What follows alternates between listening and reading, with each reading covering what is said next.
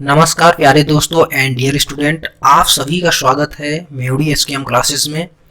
आज हम लोग बेसिकली डिस्कस करने वाले हैं यूथ कंपटीशन के कुछ सेलेक्टेड क्वेश्चंस पे जो ऑब्जेक्टिव फॉर्म में होंगे, बट हम इन क्वेश्चंस को पूर्ण व्याख्या के साथ सॉल्व करेंगे और हर एक कॉन्सेप्ट को क्लियर करेंगे। आप अगर इन 10 क्वेश्चंस को देख लेंगे तो आपके लगभग सभी कॉन्सेप्ट क्लियर हो जाएंगे। इनसे रिलेटेड जितने भी बातें होंगी हम सबको अच्छे से देखते हुए चलेंगे। तो चलिए बिना लेट किए हुए शुरू करते हैं आज की क्लास। देखिए, पहला क्वेश्चन है the unit of power. Power की इकाई क्या होती है? तो देखिए, पहला ऑप्शन जो दिया हुआ है, पहला ऑप्शन में आपका क्या दिया हुआ है? एम्पियर। आप जानते हैं एम्पियर करंट की इकाई होती है। करंट किसे कहते हैं? आवेश प्रवाह की दर को करंट कहते हैं। ये क्या है? वाट। वाट किसकी इकाई होती है? ये पावर की है भाई, पावर की होती है। और ये वोल्टेज जो दिया हुआ है, मतलब ऑप्शन बी सही है। ये वोल्टेज जो दिया हुआ है वोल्ट, ये वोल्ट किसकी इकाई है? वोल्टेज की। और हमने पढ़ा है पिछले वाले क्लास में वोल्टेज किसे कहते हैं, तो यहाँ पे हम ज़्यादा इस पर टाइम वेस्ट ना करें। उसके बाद ये कुलाम। कुलाम किसका यूनिट है भाई? चार्ज का, चार्ज आवेश का यूनिट है। तो चलिए, पावर की बात आई है तो हम पावर को और अच्छे से समझने की कोशिश करते हैं। असल में पावर होता क्या है? देखिए, किसी विद्युत परिपथ में ठीक जिस दर से विद्युत ऊर्जा स्थानांतरित होती है उसे विद्युत शक्ति कहते हैं, उसे पावर कहते हैं। या दूसरे शब्दों में आप इसे कह सकते हैं कार्य करने की क्षमता को शक्ति कहते हैं, कार्य करने की दर को शक्ति कहते हैं। इसमें टाइम का बहुत ज़्यादा महत्व है। जैसे कि मान लीजिए भाई, इसको हम एकदम सिंपल लैंग्वेज में समझते हैं, फिजिकली या कह सकते हैं मैकेनिकली फॉर्म में। अगर इसको हम समझने की कोशिश करते हैं, मान लीजिए दो व्यक्ति हैं, ठीक, दो व्यक्ति हैं ए और बी। चलिए यहाँ थोड़ा सा देखते हैं हम लोग। मान लीजिए आपके दो व्यक्ति हैं, ए हैं, ये ए है और ये व्यक्ति बी है, ठीक। और इन दोनों को कहा गया है कुछ काम करना है। कार्य जो काम है इक्वल है। काम क्या है?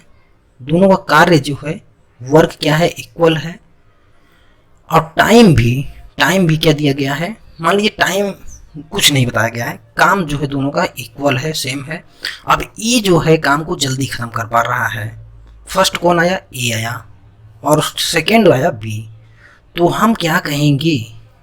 बी टाइम अधिक लिया, बी जल्दी नहीं खत्म करा, मतलब टाइम अधिक लिया बी।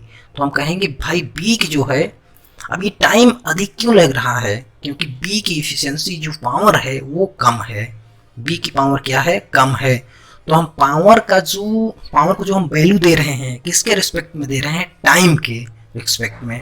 कहने का मतलब, अगर आप किसी काम को करने के लिए ज़्यादा टाइम लेंगे तो आपकी पावर क्या होगी? किसी काम को करने के लिए आप अगर ज़्यादा टाइम ले रहे हैं तो आपकी पावर क्या होगी? कम होगी। कहने का मतलब पावर जो है ये टाइम के व्युत्क्रमानुपाती है, टाइम के व्युत्क्रमानुपाती है। लेकिन आप जानते हैं आपके पास जितना अधिक पावर होगा आप काम को उतना ही अधिक करेंगे। तो ये पावर जो है कार्य के क्या है? समानुपाती है। जितना अधिक पावर होगा उतना ही अधिक हम कार्य को करेंगे। तो ये W अगर कहा जाए पूरे फॉर्म में तो P बराबर बनेगा आपका W/T। यहाँ तक आपको बात समझ में आई होगी इजली, ठीक। तो इसका जो फार्मूला होता है वो क्या होता है फ्रेंड्स? P बराबर W/T। यहीं से आया है। कार्य करने की दर को शक्ति कहते हैं। इसका मात्रक जो होता है वाट होता है, इसे W से प्रदर्शित करते हैं वाट को, और जो पावर को P से प्रदर्शित करते हैं।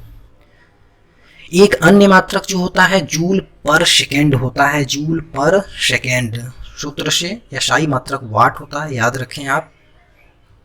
देखिए, 1 किलो वाट बराबर होता है 1000 वाट। आप जानते हैं 1 किलो बराबर 1000 होता है। तो 1 किलोवाट बराबर 1000 वाट। या 1 HP जिसे हॉर्स पावर कहते हैं वो होता है 746 वाट। देखिए, पावर के कुछ अन्य फार्मूले हैं, जैसे कि मान लीजिए ये आपका अगर P की बात कहा जाए, यहाँ पे P ग्रीन जो दिख रहा है ये सभी पावर के फार्मूले हैं, ग्रीन वाले पावर के फार्मूले हैं।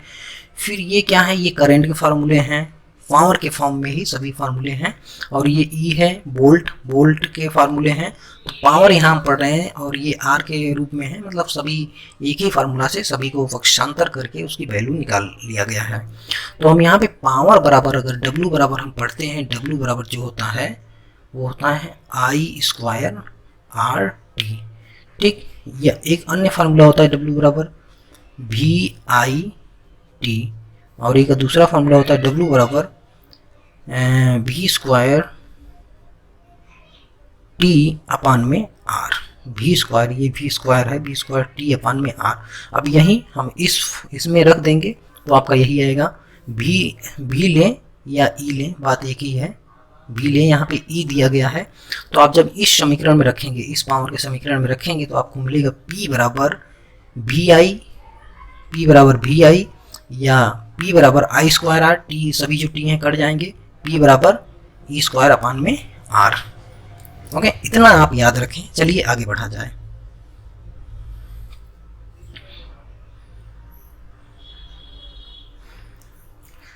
देखिए नेक्स्ट क्वेश्चन है, एक चालक में 120 कूलाम का आवेश 60 सेकेंड के लिए प्रवाहित होता है तो चालक की धारा। ऐसे क्वेश्चंस को भाई तुरंत लगा दीजिए। हम ये पिछले वाले में डिस्कस कर चुके हैं फार्मूले। तुरंत हम करंट पूछा है, आई बराबर तुरंत लिखेंगे आई बराबर क्यू बाई टी। ये सेकेंडों का सवाल है, तुरंत सॉल्व करिए। आई बराबर क्यू बाई टी, ये होगा 120 बटे में 60 सेकेंड। ठीक, 0 0 6 दूना 12, कितना आया आंसर? 2 एम्पियर। कौन सा आंसर सही होगा भाई? ये वाला। चलिए आगे बढ़ा जाए।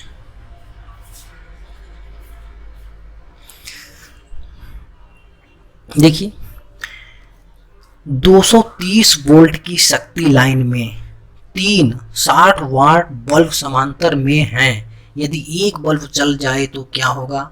इससे पहले हम इसका जो है फुल कॉन्सेप्ट को डिस्कस किए हैं। चलिए फिर भी यहाँ पे देख ले रहे हैं। देखिए 3 बल्ब 60 वाट के समांतर क्रम में लगे हुए हैं। समांतर क्रम, 3 बल्ब क्या हैं? 60 वाट के समांतर क्रम में लगे हुए हैं। चलिए हम यहाँ पे रेजिस्टेंस के फॉर्म में बल्ब लगा रहे हैं। मान लीजिए बल्ब ही है ये। ठीक, ये है समांतर क्रम में। समांतर क्रम में ये बल्ब लगे हुए हैं भाई। ठीक, ये, और इसमें सप्लाई कितने की दी जा रही है? 230 की। 230 वोल्ट की सप्लाई दी जा रही है। ये कह रहे हैं कि एक बल्ब, मान लीजिए ये बल्ब जल जाए, मतलब ये बल्ब जल जाए मतलब ब्रेक हो गया। यदि एक बल्ब जल जाए तो आप देख रहे हैं भाई करंट यहाँ जो हो जाएगी, मान लीजिए आई करंट, तो इसमें भी सप्लाई मिलेगी, इसमें भी सप्लाई मिलेगी, और इसमें भी वोल्टेज पूरा मिलेगा, यहाँ भी वोल्टेज पूरा मिलेगा। मतलब अन्य जो 2 बल्ब हैं इन पे कोई भी प्रभाव नहीं पड़ने वाला है इस बल्ब के जलने पर। ठीक, समांतर क्रम में। लेकिन सीरीज में होता, श्रेणी में होता, तो एक बल्ब के जलने से सभी बल्ब बंद हो जाते हैं। तो इसमें देखिए क्या होगा, मुख्य लाइन में ज़्यादा धारा होगी, अन्य 2 बल्ब प्रकाशित नहीं होंगे, गलत है। सभी 3 बल्ब प्रकाशित नहीं होंगे, गलत है। अन्य 2 बल्ब प्रकाशित रहेंगे, आंसर ये सही होगा। अन्य 2 बल्ब भी जलते रहेंगे। चलिए नेक्स्ट देखा जाए। देखिए यहाँ पे है 2 विद्युत संपर्कों के बीच स्पार्किंग घटाने के लिए निम्नलिखित को दृष्ट कराया जाता है। देखिए अगर जो 2 विद्युत संपर्कों के बीच, मान लीजिए 2 विद्युत संपर्कों के बीच स्पार्किंग हो रहा है, तो इनकी स्पार्किंग को घटाने के लिए इनके समांतर क्रम में हम क्या करते हैं? इनके समांतर क्रम में एक कैपेसिटर लगा देते हैं भाई। इनके समांतर क्रम में हम क्या करते हैं? एक कैपेसिटर को लगा देते हैं, जिससे कि स्पार्किंग क्या होती है? घटने लगती है। तो आंसर कौन सा होगा? संपर्कों के साथ समांतर में कैपेसिटर लगा देते हैं। आंसर 1 सही होगा, ए सही होगा। चलिए नेक्स्ट देखा जाए। नेक्स्ट है आपका, किसी बिंदु पर विभव 20 वोल्ट है, अनंत से इस बिंदु तक 0.5 कूलाम का आवेश लाने में किया गया कार्य। ऐसे क्वेश्चंस को अगर आप हमारा पिछला वाला लेक्चर लिए होंगे तो आप जरूर सॉल्व कर लेंगे। देखिए V बराबर जो विभव होता है, V बराबर होता है W बाई क्यू। ठीक, किया गया कार्य पूछा है, मतलब W का मान पूछा है। देखिए यहाँ पे विभव वोल्ट दिया है 20 वोल्ट, आवेश दिया है Q का मान इतना। तो हम यहाँ से W बराबर निकाल सकते हैं इजीली। W बराबर क्या निकालेंगे भाई? V इंटू क्यू, बस इसी में वैल्यू रख लीजिए आप। तो V की मान क्या दिया हुआ है? 20 वोल्ट, और ये क्यू का मान क्या दिया है अवेश 0.5, 0.5 तो कितना होगा भाई 10 जूल, 10 जूल। डब्ल्यू का मान कितना होगा 10 जूल, आंसर। ठीक, कौन सा आंसर सही होगा, बी वाला, बी वाला आंसर सही होगा। चलिए आगे बढ़ा जाए। कांच की छड़ को जब सिल्क के कपड़े से रगड़ा जाता है तब किस प्रकार की वैद्युत पैदा होती है। तो आप जानते होंगे कांच की छड़ को जब सिल्क पे रगड़ते हैं तो कांच पे जो होता है धन आवेश होता है और सिल्क की छड़ जो होती है उस पर ऋण आवेश आ जाते हैं। और हमने ये किस में पढ़ा है, स्टैटिक इलेक्ट्रिसिटी जो होती है, जैसे जो बादल का गरजना, आप अपने हाथों को रगड़ते हैं, कंघे को रगड़ते हैं, तो उसमें जो चार्जेज होते हैं वो चार्ज स्थिर अवस्था में होते हैं, इसलिए हम उसे कहते हैं स्टैटिक इलेक्ट्रिसिटी, स्थिर विद्युत होती है। ठीक है, तो इसमें आंसर कौन सा सही होगा, आंसर स्टैटिक इलेक्ट्रिसिटी, ये वाला आंसर सही होगा भाई, बी वाला। चलिए नेक्स्ट, सामग्री जिसका प्रतिरोध गुणांक शून्य माना जाता है, शून्य होता है, शून्य तापमान होता है। प्रतिरोध गुणांक मतलब जो टेम्परेचर कोफिशिएंट जीरो किसका होता है, इन्होंने पूछा है। तो देखिए पॉजिटिव टेम्परेचर कोफिशिएंट किसको कहते हैं। पॉजिटिव टेम्परेचर कोफिशिएंट का मतलब होता है कि जिस मटेरियल का तापमान, जिस मटेरियल के तापमान को बढ़ाएं तो उसकी रेजिस्टेंस जो है साथ साथ में बढ़े, उसे कहते हैं पॉजिटिव टेम्परेचर कोफिशिएंट। और जिस मटेरियल के टेम्परेचर मतलब मटेरियल के टेम्परेचर को बढ़ाने पर जिसका रेजिस्टेंस घटने लगता है उसे कहते हैं नेगेटिव टेम्परेचर कोफिशिएंट। और जिस पे कोई प्रभाव ना पड़े मतलब जीरो टेम्परेचर कोफिशिएंट। ओके, तो देखिए इसमें जो है पॉजिटिव टेम्परेचर कोफिशिएंट ये शुद्ध धातु होते हैं, जैसे कि कॉपर, चांदी, ये जो सभी कंडक्टर वायर्स होते हैं ये क्या होते हैं, जैसे कॉपर, चांदी, ये सभी होते हैं पॉजिटिव टेम्परेचर कोफिशिएंट। इनका जब तापमान बढ़ाते हैं तो इनका रेजिस्टेंस साथ में इंक्रीज होता है। देखिए एक सिंपल सा हम समझ लेते हैं कि इनका जो टेम्परेचर बढ़ाने पे, मान लीजिए आपका ये कोई कंडक्टर है, ठीक, मान लीजिए कोई कंडक्टर है, ठीक, ये कंडक्टर है मान लीजिए भाई, ठीक, यहाँ से ऐसे निकलना। अब देखिए इसमें से इलेक्ट्रॉन क्या हो रहे हैं, फ्लो हो रहे हैं, फ्लो हो रहे हैं, इसमें से इलेक्ट्रॉन क्या हो रहे हैं, फ्लो हो रहे हैं। अब मान लीजिए इस पर हमने ऊर्जा दिया, टेम्परेचर बढ़ा दिया, ठीक, टेम्परेचर बढ़ा दिया। अभी तो देखिए पूरे स्मूथली के साथ साथ यहाँ से इलेक्ट्रॉन निकल रहे हैं, ठीक। अब अगर टेम्परेचर बढ़ाएंगे क्योंकि अब इन्हें एक्स्ट्रा एनर्जी मिल रहा है, इन इलेक्ट्रॉनों को क्या मिल रहा है, एक्स्ट्रा एनर्जी, तो ये क्या करेंगे, रैंडमली इधर से उधर गति करने लगेंगे। तो ये मतलब क्या होगा, अब यहाँ इजीली नहीं जाएंगे, इसलिए हम कहते हैं इजीली से नहीं पास हो पाएंगे क्योंकि अब इधर उधर ये गति करने लगेंगे, एक दूसरे को डिस्टर्ब करेंगे, तो ये क्या होंगे, जाने में, इन्हें पास होने में प्रॉब्लम होने लगती है। इसीलिए कहते हैं किसी भी कंडक्टर का जो शुद्ध है, जैसे कॉपर, चांदी, इन सब का तापमान, इन सब पे तापमान बढ़ाते हैं तो उनका रेजिस्टेंस भी साथ साथ में इंक्रीज हो जाता है। ओके, देखिए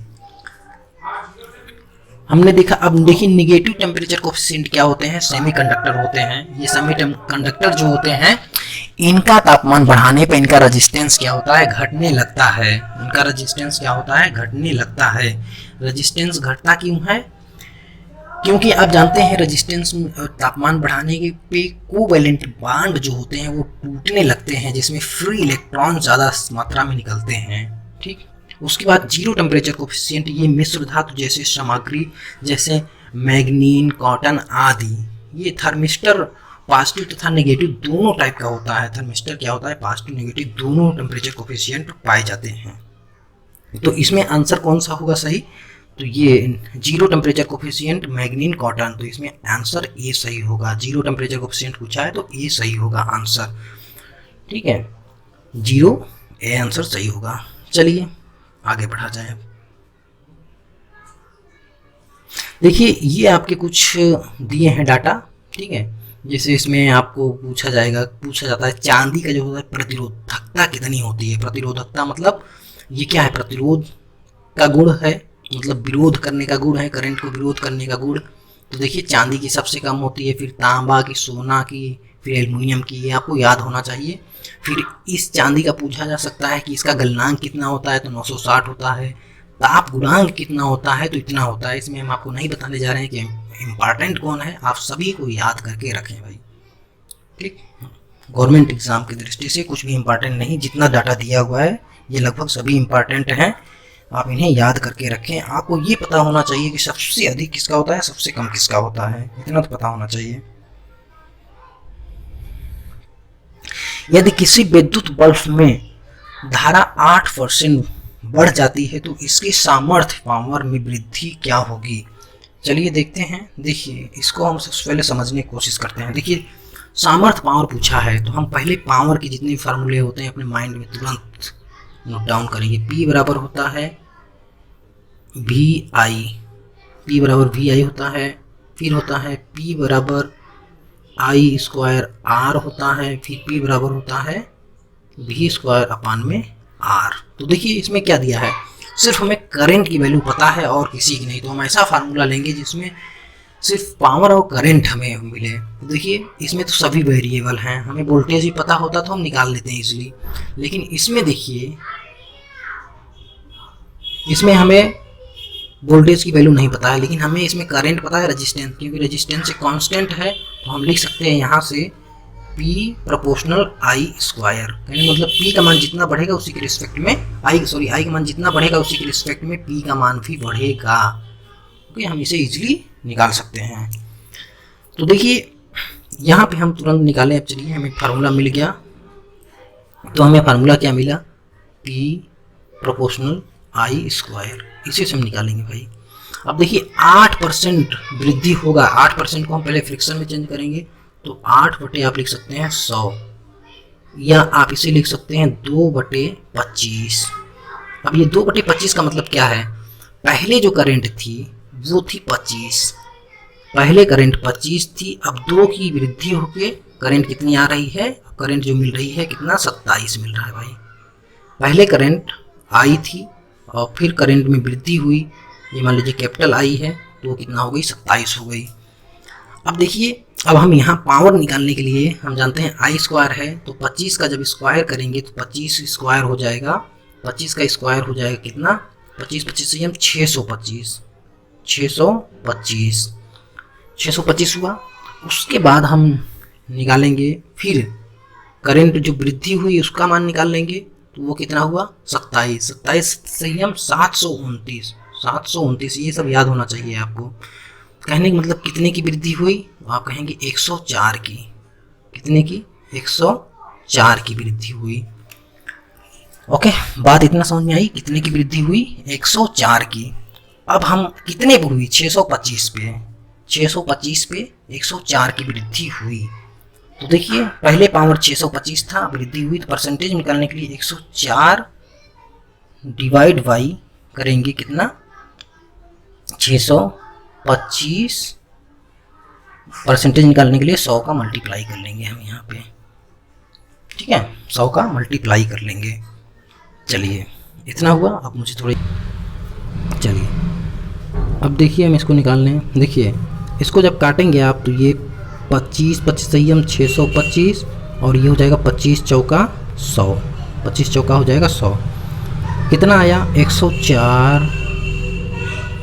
104 मल्टीप्लाई 4 बटे में कितना 25। देखिए अब हम क्या करेंगे, ये 25 है, हम इसको थोड़ा इजी करने के लिए हम इसमें कर देंगे 100 का भाग देंगे, 100 का गुणा कर लेंगे। आप इतना भी सॉल्व कर सकते हैं। तो ये हम क्या करेंगे 25 चौका 100 कट गया, अब ये आया 104 मल्टीप्लाई 8 डिवाइड बाई कितना 100। ओके, आप जब इनका गुणा करेंगे तो आ जाएगा 16 64, 8 चौक 32, सॉरी ये 16 है, 4 चौक ये 4 था ना, 4 चौक 16, ये कितना होगा 16 होगा। तो ये इनका जब गुणा करेंगे 16 में, इनका गुणा करेंगे मल्टीप्लाई करेंगे आपस में, तो ये कितना हो जाएगा 16 4, जब इसमें 100 का भाग देंगे तो ये आ जाएगा इतना 16.4, इतना आंसर आएगा। इसमें कोई भी आंसर मैच नहीं कर रहा है, मतलब आप ऑप्शन में जो आंसर दिया है गलत दिया है। ओके, ऑप्शन में जो आंसर दिया है वो क्या है, गलत है। चलिए आगे बढ़ा जाए।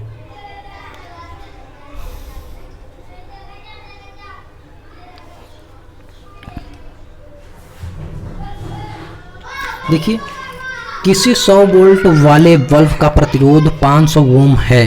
प्रत्येक किलोवाट घंटे की ऊर्जा की खपत होने पर यह बल्ब कितने समय तक जलेगा। अब देखिए, ये किलोवाट घंटे की खपत, ऊर्जा पूछा है और समय हमको निकालना है कितने समय तक जलेगा। जब ये ऊर्जा को किलोवाट घंटा में जब ये खपत करे, तो देखिए हम जानते हैं पावर बराबर क्या होता है। सबसे पहले पावर निकाल लेंगे। पावर बराबर होता है V² में R।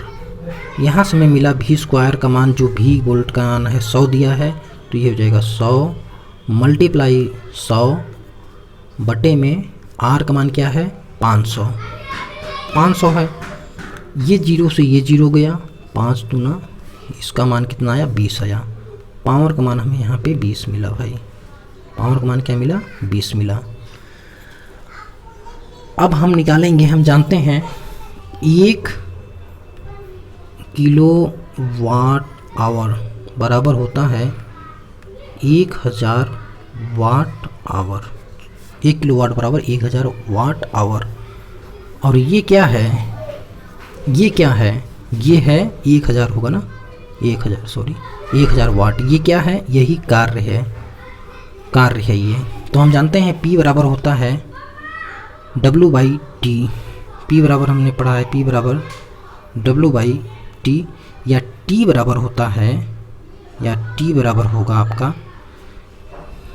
W/P। तो यहाँ पे W का मान क्या है 1000 और P का मान क्या है 20 है। तो ये 0 से ये 0 कट गया, 2 पंचे 10, 50 आवर आंसर होगा, 50 आवर। ठीक, कौन सा आंसर सही होगा, ये वाला C आंसर सही होगा। चलिए आगे बढ़ा जाए।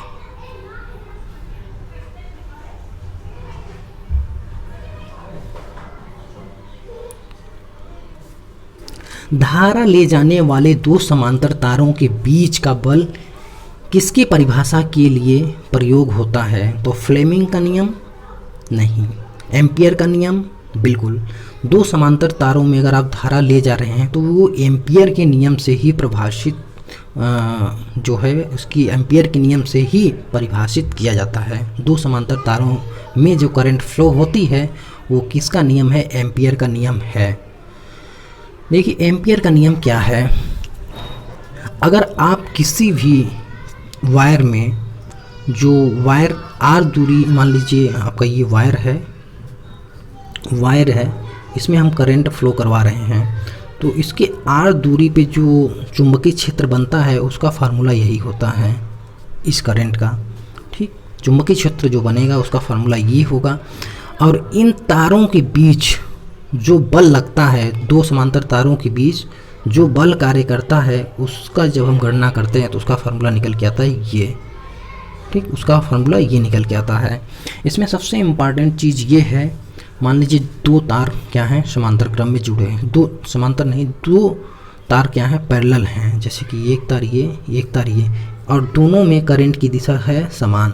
और आपसे पूछा जा रहा है ये तार एक दूसरे को अट्रैक्ट करेंगे। ठीक, जब दो समांतर तारों के बीच करंट फ्लो होता है और उनका डायरेक्शन सेम हो तो वो तार एक दूसरे को क्या करते हैं, आकर्षित करते हैं। एक दूसरे को आकर्षित क्यों करते हैं, ये आप इस रूल से निकाल सकते हैं। इस ठीक, right hand rule, right thumb जो रूल है आप इससे निकाल सकते हैं।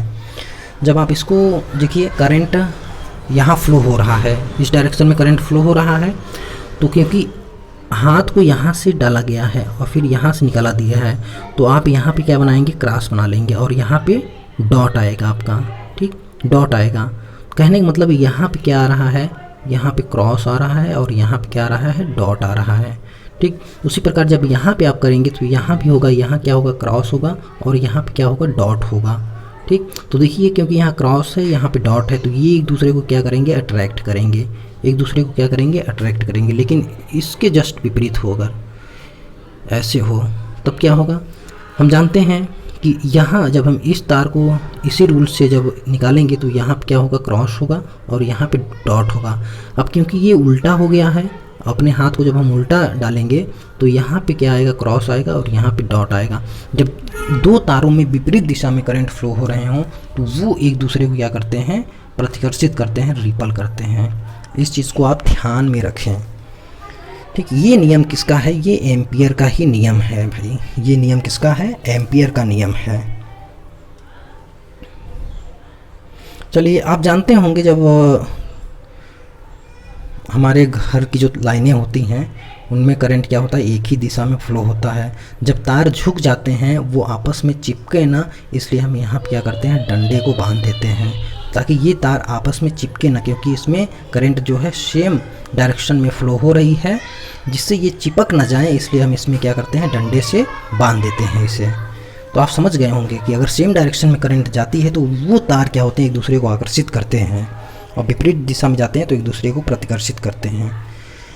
ओके डियर, तो आज के लिए बस इतना ही रखते हैं। बाकी क्लास अच्छा लगा है तो भाई सब्सक्राइब, शेयर, लाइक वगैरह कर लीजिए, क्योंकि यार वीडियो बनाने में टाइम, मेहनत दोनों लगता है, और आपके सब्सक्राइब करने से, लाइक करने से मोटिवेशन मिलता है, जिससे लगता है कि और अच्छा से कंटेंट तैयार करके आपको दिया जाए। तो चलिए आज के लिए बस इतना ही रखते हैं। Bye bye, take care.